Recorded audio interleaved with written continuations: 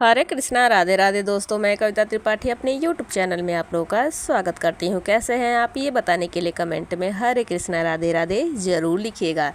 और आज की जो वीडियो है वो है जगन्नाथ रथ यात्रा वाले दिन आप अपने लड्डू गोपाल जी की, विष्णु भगवान जी की किस प्रकार, शालिग्राम जी की किस प्रकार पूजा आराधना कर सकते हैं, और माता लक्ष्मी, भगवान विष्णु और राधा रानी की साथ में कृपा प्राप्त कर सकते हैं। तो चलिए वीडियो में आगे बढ़ते हैं। आगे बढ़ने से पहले एक रिक्वेस्ट है, वीडियो को लाइक शेयर एंड सब्सक्राइब कीजिएगा और कमेंट में हरे कृष्णा राधे राधे ज़रूर लिखिएगा। तो बहुत ही सिंपल और आसान पूजा विधि मैं आप लोगों को बताऊंगी। ऐसा कहा जाता है जगन्नाथपुरी में जो रथ यात्रा निकाली जाती है वो 7 जुलाई को निकाली जा रही है, दिन रविवार को। ऐसा कहा जाता है कि जो भी मनुष्य रथ यात्रा को आगे की ओर बढ़ाता है, धक्का लगाता है, वो कभी भी दोबारा जन्म लेकर पृथ्वी लोक पर नहीं आता है, अर्थात उसे मोक्ष मिल जाता है, भगवान विष्णु जी का सानिध्य प्राप्त होता है। तो चलिए वीडियो शुरू करती हूँ। सबसे पहले आप अपने लड्डू गोपाल जी को जिस प्रकार उठाते हैं ऐसे उठा लेना है। सुबह उनको दूध का और जल का भोग आपको लगाना है, जैसे आप जो भी भोग लगाते हैं सुबह के टाइम। उसके बाद उनके स्नान की हमें तैयारी करनी है। तो आप या कच्चा दूध भी ले सकते हैं। कच्चा दूध अगर नहीं है तो आप जल में, उस दिन शंख से स्नान का बहुत विशेष महत्व होता है। जगन्नाथ रथ यात्रा वाले दिन शंख से स्नान करना बहुत फलकारी, बहुत ही पुण्यकारी होता है।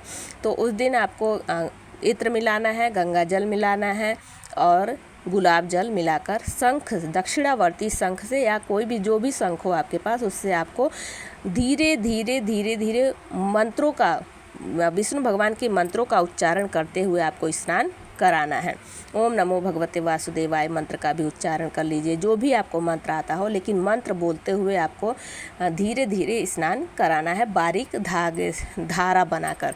उसके बाद आपको अपने लड्डू गोपाल जी का, अगर ये स्नान आप विष्णु भगवान की प्रतिमा को भी करा सकते हैं, शालिग्राम जी भी अगर आपके घर हैं तो उनको भी इस प्रकार स्नान करा सकते हैं। उसके बाद आपको करना है श्रृंगार। सुंदर साफ सुथरा वस्त्र पहनाइए। अगर नया वस्त्र है तो भी आप धारण करा सकते हैं, क्योंकि रथ यात्रा निकाली जाती है तो भगवान को बहुत अच्छे से सजाया जाता है, श्रृंगार कराया जाता है, क्योंकि हमारे भगवान रथ यात्रा पर जाते हैं। तो उसके बाद यहाँ पर श्रृंगार मैंने कर दिया है। उसके बाद आपको करनी है पूजा। आप ये अलग चौकी लगाकर भी पूजा कर सकते हैं, नहीं तो मैंने तो ये मैं अपने घर के मंदिर में ही पूजा, मंदिर में ही पूजा करके दिखाई हूँ। आप अलग से चौकी लगाकर भी पूजा कर सकते हैं। श्रृंगार अच्छे से श्रृंगार कीजिए, जैसा आपको अच्छा से श्रृंगार आता है श्रृंगार कर दीजिए। उसके बाद आपको दीप जलाना है। दीप आपको तिल के तेल का दीपक जलाना है। घी का भी जला सकते हैं, लेकिन तिल का तेल का भी चाहे तो दोनों दीपक आप जला सकते हैं। और दीपक जलाने के बाद आप उस दिन पीले पुष्प जरूर भगवान को अर्पित कीजिएगा। तुलसी जरूर अर्पित करना है आपको, भगवान को तिलक लगाना है और सफ़ेद तिल आपको ज़रूर चढ़ाना है, सफ़ेद तिल चढ़ाना है। उसके बाद आपको भगवान को भोग लगाना है। तो भोग आप घर पर भी बना सकते हैं, और नहीं तो मौसमी फलों का भोग लगा सकते हैं और जूस का भोग लगा सकते हैं। शेक बनाकर, मैंगो शेक, बनाना शेक, इन सब चीज़ों का शेक बनाकर आप भोग, बहुत सारे लोग उस दिन व्रत भी रखते हैं, तो आप चाहें तो व्रत भी रख सकते हैं।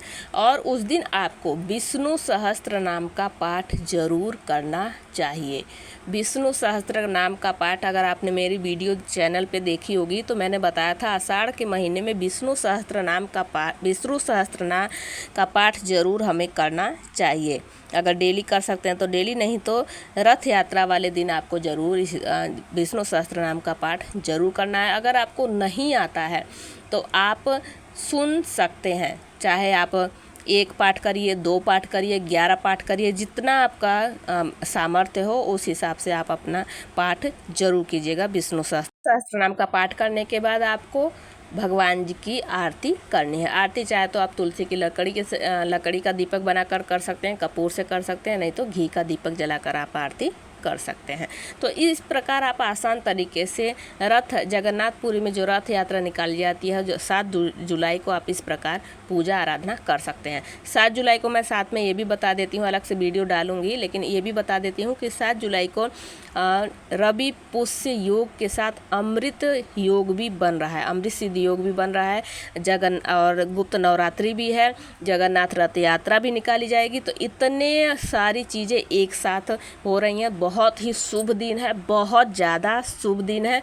जो भी आप कार्य करते हैं उसका फल आपको मिलेगा ही मिलेगा, चाहे देर से ही, क्योंकि हमारा क्या प्रारब्ध है हमें नहीं मालूम, लेकिन आपको उसका फल जरूर मिलेगा। भगवान विष्णु, माता लक्ष्मी जी की कृपा आप पर जरूर होगी। आप इस प्रकार पूजा कीजिए। आई होप आप लोगों को जानकारी अच्छी लगी होगी और आसान सी पूजा विधि मैंने बताई, इस प्रकार आप पूजा सेवा लड्डू गोपाल जी की कर सकते हैं। चलिए मिलती हूँ अगली जानकारी, अगली हेल्पफुल वीडियो के साथ। हरे कृष्णा, राधे राधे।